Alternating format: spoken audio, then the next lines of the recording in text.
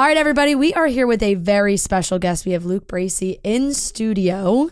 Very exciting. We have gotten to speak to you before. It was over Zoom. We had a lovely conversation. I want to say you were in Australia. Most probably. I think so, and I think you were like trying to rush the interview because you were trying to get outside. Well, you were like, the sun's setting. It's beautiful. You were like, the beach is right there. My surfboard's in the corner. I'm stuck on Zoom with these girls. I'm trying to get out there, and now we have you trapped in a studio in New York. You've got me here, but I wouldn't be anywhere else. Thank you for having me. Thanks you for coming on. We're excited to have you. When you're in New York, how often do you come to New York? I'm pretty lucky. I get to come here kind of, 3-4 times a year normally for like a week or so at a stretch. So I feel pretty lucky that I get to do that. It's such an exciting place. You can't every time you get here, you're just like, ooh. Love to be here. Do you like coming? I love coming here. What was your first New York experience? My first New York experience, I was like, how old was I? 20 maybe? And I got out of the airport at JFK, and being someone who didn't know anything, got a gypsy cab and didn't know you weren't supposed to do that. Yeah. And then as we were driving into the city, the guy's like, hey man, is your first time in New York? And I was like, yeah, it's first time in New York. He goes, I'd take you the cool way. And he drove me across the Queensboro Bridge and put on New York, New York by Frank Sinatra as we went in. And I was like, this was great. And then that's nice. And then he charged you $500 for your ride? Or It charged me like normal price when I found out. I was like, that was worth it every penny. It wasn't crazy. It was like great experience. So that was kind of like the first time I ever came here was that, and I was like, I like this place. I was going to say, that's kind of a dreamy experience. It's for like your first almost time like coming. you tell that story and we're like, that's a made up story. It was absolutely what happened to me, and I couldn't believe it. I was like, I'm pretty lucky here. Yeah, well, you are starring in a new movie, One True Loves. It's out April 7th. It is a popular story because it is a Taylor Jenkins Reid book, which she is having her moment right now. It's really everywhere. Well. Everybody loves her stuff. I've read a lot of her books. I've read One True Loves last summer and loved it. So, you're playing Jessie, and how do you get into that role? How did you find that job? Did you read the book after you saw it or heard about it? I got approached about the film and kind of sent the script, and I read the script and then talked to the director, and he was really excited, and we thought, we'd love to do this. Obviously, Philippa Soo and Simu Liu were already attached to it, and I thought these are really good actors and this could be a really fun, interesting film. Then read the book, and like you can't put the books down. Like the end of every chapter, you're like, well, I should probably find out what happens next. Yeah. And so they're always really fun that way. And she's got a real talent for stories that people are connected to, and people love her work, and rightfully so. She's kind of deserving it all. She also wrote the screenplay for this. Okay. So I felt kind of pretty safe that it was going to be faithful to the book and stuff like that. But that's certainly, knowing how popular her books are and how loyal her fan base is, there was like an automatic sense of terror that I've been like entrusted with one of these characters that people love. So hope you like it. But that is nice that the screenplay is also written by her, so you know that it's going to be true, because that is something you see a lot when people get so attached to a book, and then all of a sudden it's also like if she changes anything, she wrote the book. Exactly. and you can't be mad. It's her story. And it's almost like her saying, if I could rewrite this book, I would have done this differently. Yeah. Everyone has those things about, I'm sure it happens all the time with authors, where they go, if I change this. If I made this a movie, I would make that change. Yeah. Now, you've done quite a few rom-coms. What does it take for you now when you see a script to go, I'm going to do that? That's different than the rom-com I've done before. Yeah, I've been lucky. I've done a couple now, and they've all been like subverting the genre a little bit. Like Holiday was really fun and kind of different. It was two people that didn't like each other becoming friends, which was really fun. And then I just had one come out called Maybe I Do, which was with Emma again, but that was a whole other thing. It was like amazing film. My parents were played by Susan Sarandon and William H. Macy, and her parents were Diane Keaton and Richard Gere, and I was just sitting there wondering what the hell I was doing on this set. So cool.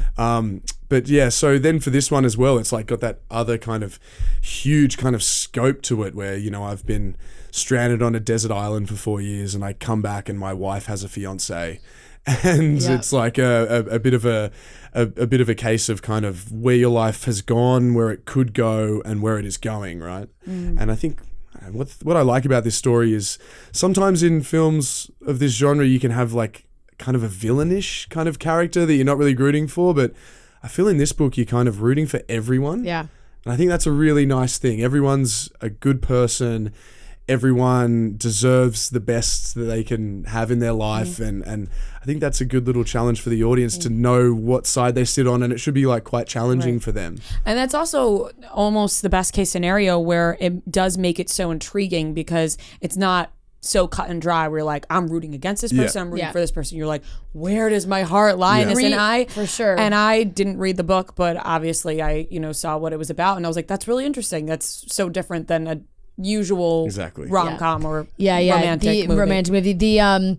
The books really does get you. Like when you're reading it, you find yourself to be like, first you're devastated that she's lost him, and then it's like, oh, she's got a new connection. Oh, we like him, and then it's like, wait, but we like Jesse too. And which way do you go? So it definitely, like you said, you fall in love with all the characters, which is nice. It's not just like, oh, that guy was in the past and now like we're done with him. It's like, no, he has a shot too. Fine, the book's really good because it feels like, you have a chapter on kind of one of the characters and you're so invested in them, and then the next you're like, okay, that's who I'm rooting for. That's just got to happen. Then the next chapter will be the other side of it and you're like, okay, ignore what I said before. This is the right way.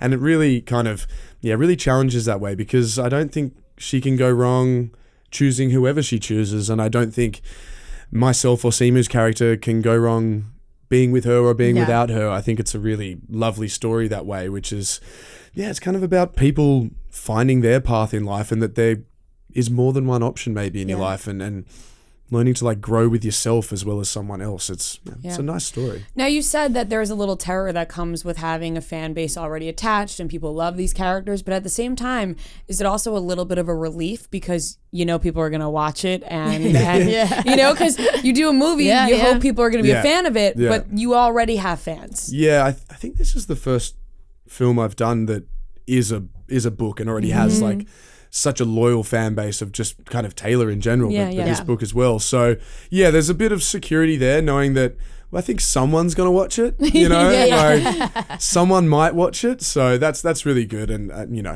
I hope they enjoy it. Really. Did reading this and working on this project lead you into reading any of her other books, or I didn't really get a chance to, because I just like, you read the book and then suddenly you're like busy into working, but I already kind of had a connection. I got to read a couple of like the early scripts of Daisy Jones and the Six, because I'd worked with like the production company and stuff like that, and I was like, this is a pretty amazing story. Taylor's quite a genius in terms of her books are so diverse in terms of where she sets them, the storylines, the people involved. I think she's got a real knack of telling stories, or just kind of identifying bits of human nature to explore, but then also being able to do it in so many varied kind of worlds that I should probably pick up another couple of books. right now, like Daisy Jones and the Six has been on and everybody's been freaking out about it, the show adaptation, and then she's got all these other projects that are being made onto either movies, films, TV shows. Would you be interested in continuing in like the Taylor Jenkins Reid universe? Because people joke that there's like the Marvel universe and like all this stuff, and they joke that there is like the TJR universe because she does drop little tidbits of characters in each book that like they all live in the same world, but they all have their own stories. It's kind of like Nicholas Sparks too. Like, like I remember my mom read all the Nicholas Sparks book and she was so attached because they all kind of like came together. Not the same thing, but I if she'll have me, it's up to her. She's the boss. It's her world. So if she liked what I did, then and there's another room for him as a character or something, then absolutely. But you kind of. She's building this whole kind of world where it's hard not to kind of imagine what life would be like if we lived in that world. Right. It is cool, and people really want to be in that time. And like you said, it's an amazing cast that you worked with on this film. What was it like working with Philippa? She seems amazing. I mean, obviously she's got the voice of an angel. Yeah, she's unreal. She's so talented in so many ways. You know, she sings, she acts, she does it all, and she's super clever and just a great teammate to have. I think when you're making a film and the person you're working with, it's all about having each other's back, right? And, you know, supporting each other with the scenes and without. And she had such a tough job on this film, bouncing between storylines. You know, in the morning it might be me and her, and then in the afternoon it's her and Simu, and she's got to go between these worlds and these places, and she did such an amazing job that way. So yeah, working with Philippa, I got to hear her sing like briefly a couple of times, and that was like, it was quite an angelic kind of I'm moment. jealous. You were I a bit can't wow, yeah. you are Can you really sing? good.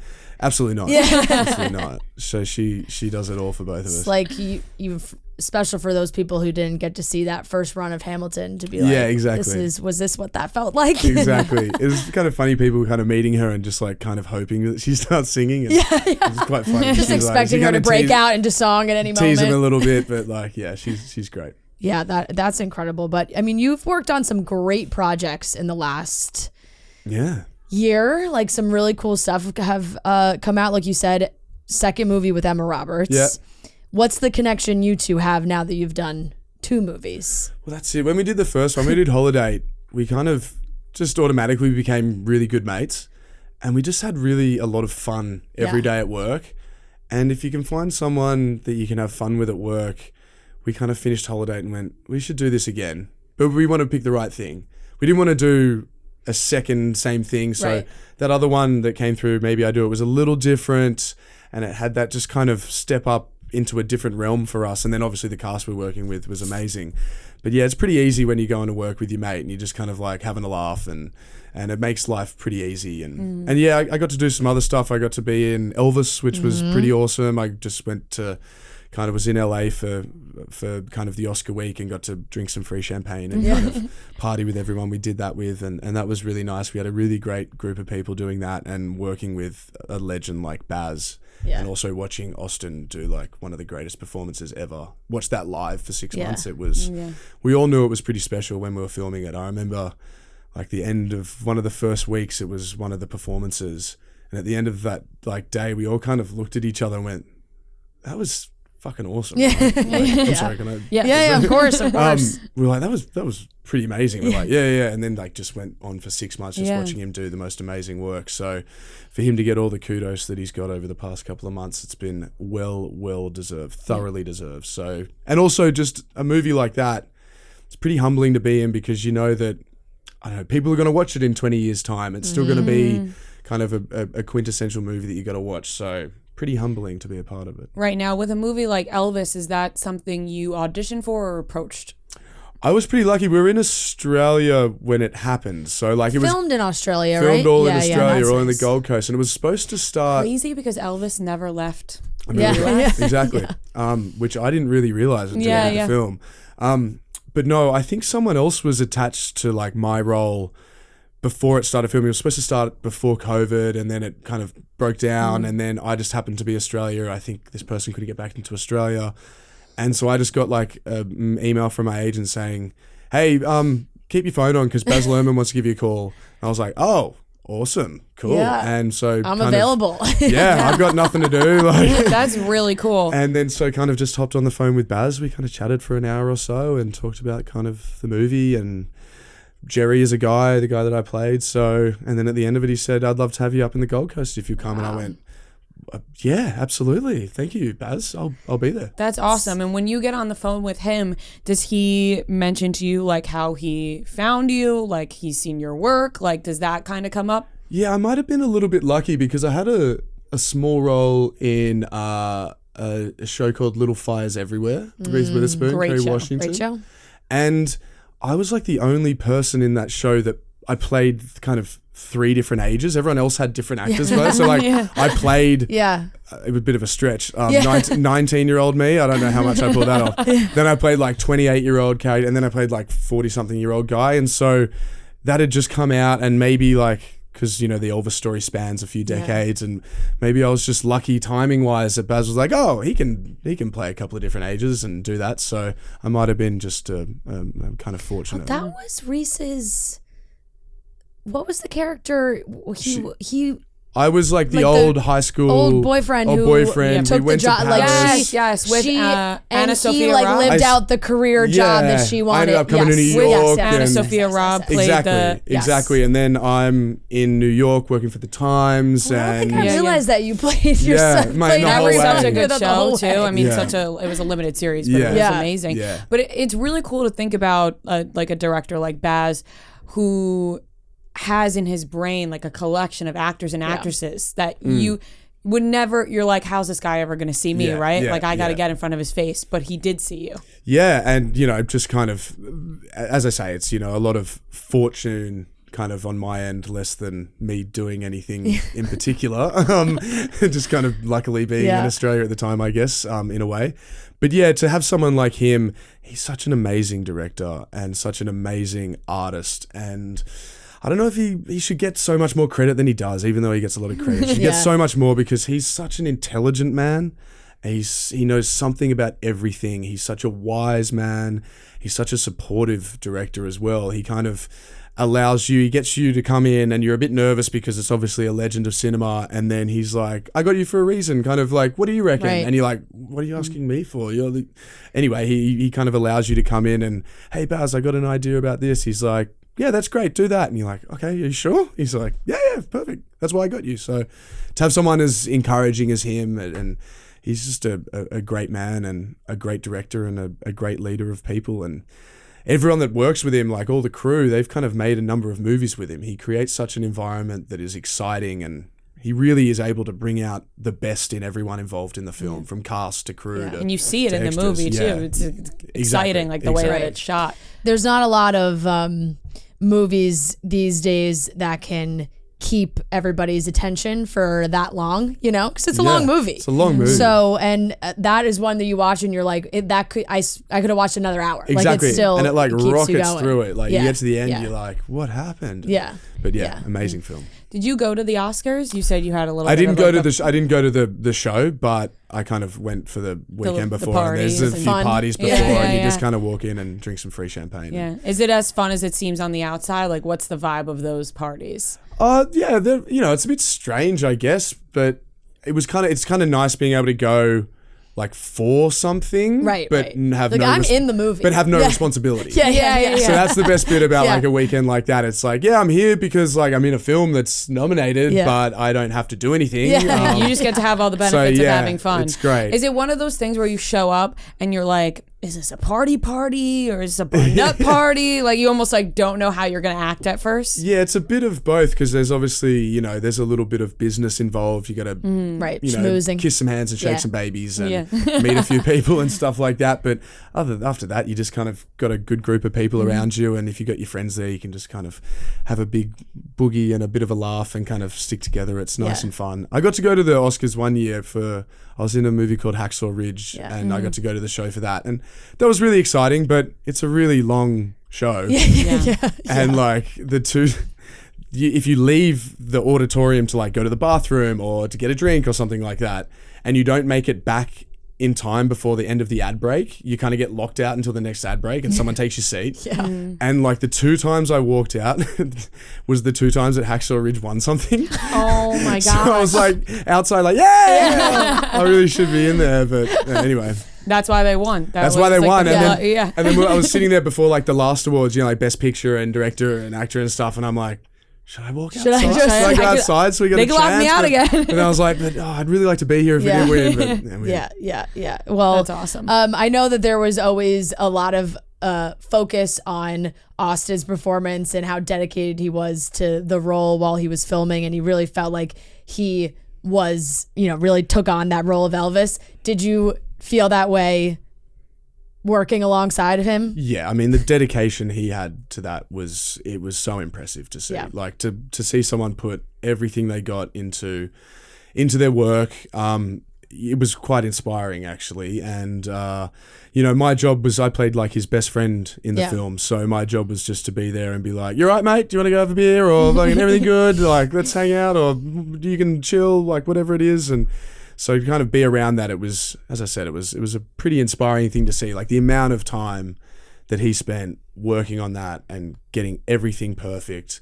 I think, as I said, he can't get enough credit for what he did. And I thought he was amazing and really brought the guy to life. And I think the proof's in the pudding with Elvis's family kind of accepting him and saying that he did a good job. So I think they're the only critics that really matter at the end of the day. I mean, it's very hard for like to do a biopic when Elvis is no longer here, but like for his family, because it can be very sensitive. Absolutely. And when the family and really thinks the performance lives up to the person, it doesn't happen happen very often. Most of the time you hear the family complaining exactly. So about it happening. If they like it, then I guess that's all that really matters. Yeah. Now, what's next for you? Do you have a dream role of some sort that you really want to play, or? Oh, I don't know.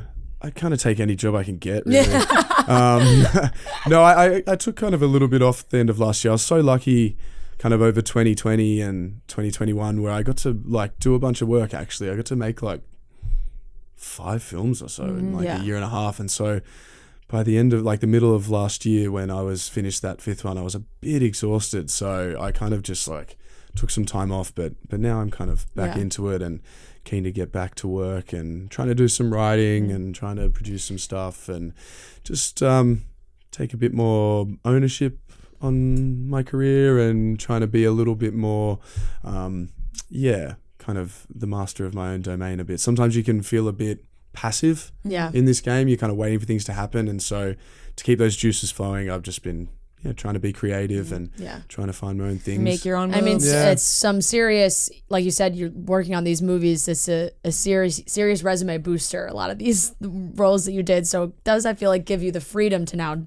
get to do a lot of you can kind your of own stuff, or what you want to do, I should say. Yeah, I mean, you're always still like feel like a complete imposter, and I don't think that ever goes away. So you kind of like juggling those two balls where it's like, well, I've done some work, so maybe I'll get another job one day, and then you're like, but I don't know anything and I'm an idiot. How did I ever make a film in the first place? So if you can try and find the middle ground of that, you're all right. Has Emma given you any good advice on that? Because obviously Emma's been acting since she was really, really young, so I assume like maybe just experience-wise she knows how to handle a lot of it. Yeah, she's great that way. I think, she's such a professional in the way that she goes about it. And I think for her, it's like she's got her book club, she's producing stuff as well. So it's maybe one thing that I've like learned from her, not that she's like, hey, sit down, kid. Yeah.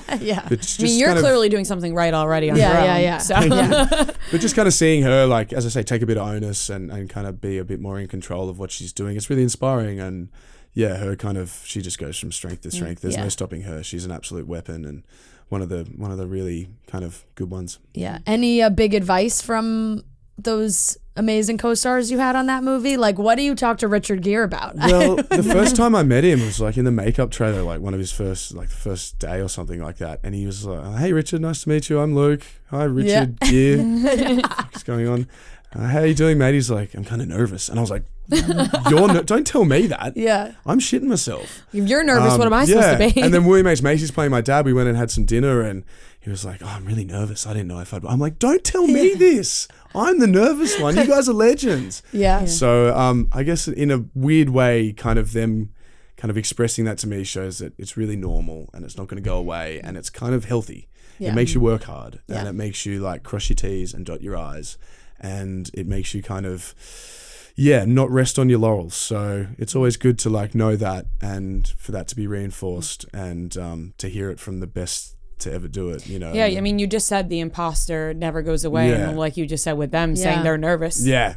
I'm sure they feel the same way. Yeah, exactly. So in a weird way, it was terrifying and comforting. Yeah. Did you film that movie in New Jersey? We did, Montclair. That's so. I grew up a couple towns over from there. Yeah, nice. So it's a great. Did you like being in New lovely. Jersey? Yeah, It was beautiful, like little main street. Change. There was Not as nice as Australia. Yeah. but I didn't really know much of Montclair, but I Yeah. found out there are some really big houses there. There are. Yeah. There are. There's some massive houses. Yeah. But the view back to the New Back to York the city, skyline is quite amazing. Yeah. It's only like half an hour into the city, so Yeah. on the weekends I just kind of like pop into the city and have a bit of a good time on Friday nights and maybe a little bit of Saturday and then go back to work. I remember it was like a hot topic for the neighborhood because like all the towns that we grew up in were like they're filming this big movie in Montclair and it's Luke Bracey, Emma Roberts, and all these like all incredible people. So. I might have been like the last name they mentioned, but I appreciate that. No, definitely not. But no, that was cool. I was like, I think that's where they filmed it, which is we filmed there and we kind of it was all there really. Yeah.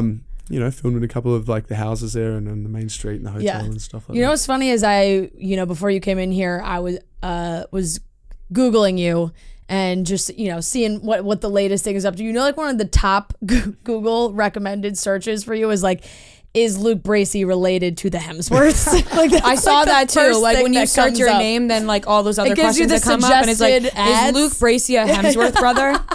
It maybe like the key is in the name, but my name is not Hemsworth. Right. But They're like, maybe you're all Australian. Maybe throw them together. There's some great boys that are like genetically blessed. So if people put me in the same sentence could as throw you them, in the then mix. I'll be pretty happy. There's some nice boys. So yeah, I don't know. If Those people Aussie boys. think I'm near there, so that did make me laugh. It was literally like the number one suggested question. So just to clarify, for all those that Google, I'm not related to Luke or Chris or Liam, but they're really good fellas, and that's great because that was very nice. Because now that will be Luke first. Yeah, he's the eldest. Yeah, and that will be out there now. At first, when that question comes up, this answer will be out there. Exactly. Like, no, he clarified it. No, we definitely wrapped it up. But thank you so much for coming and talking to us. Yes. This is so fun. I'm so excited for One True Loves. I am one of those people that like when my favorite books get adapted and turned into movies or TV shows, I get so excited. Daisy Jones and the Six was incredible. So I'm sure this is going to be just as good. And you'll be able to go to the theaters to see it, which is nice. So theaters April 7, and then I think on streaming on April 14th. Yeah. And then on demand. Yeah. We on saw April 28th. We saw That's the, it. That's how we remember. That we got That's from it. here. Yes. So I hope you go and people enjoy it. Really, I hope you enjoy it as being a fan of it. Yeah, I'm excited. Thank you for having us, and glad we could do this in person for the first time. Me too. Thank you so much. Hopefully I'll be back soon.